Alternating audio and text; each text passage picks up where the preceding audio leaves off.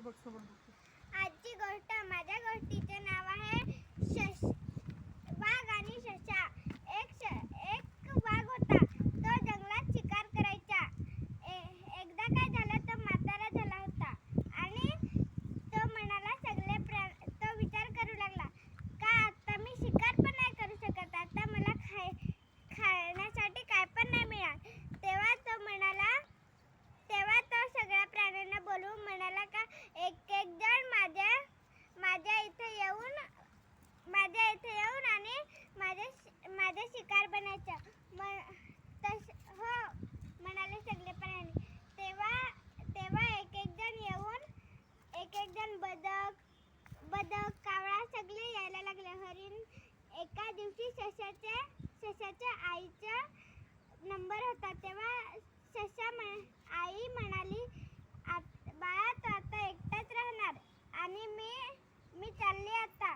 तेव्हा मग तो ससा म्हणाला, आई तू नको जाऊ, मी जाणार.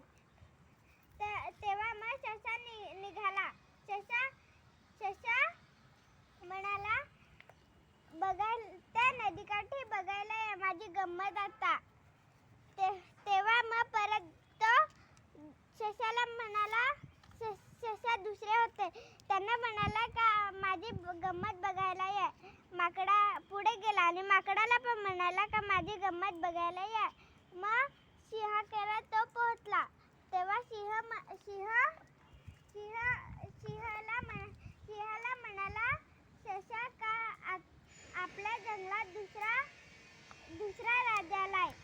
मग तो त्या नदीकाठी आहे.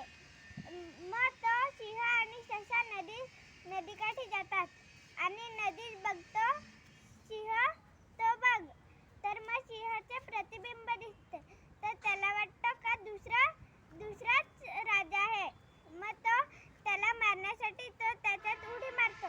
तेव्हा तोच बुडतो. खूप छान, मस्त, फॅन्टॅस्टिक.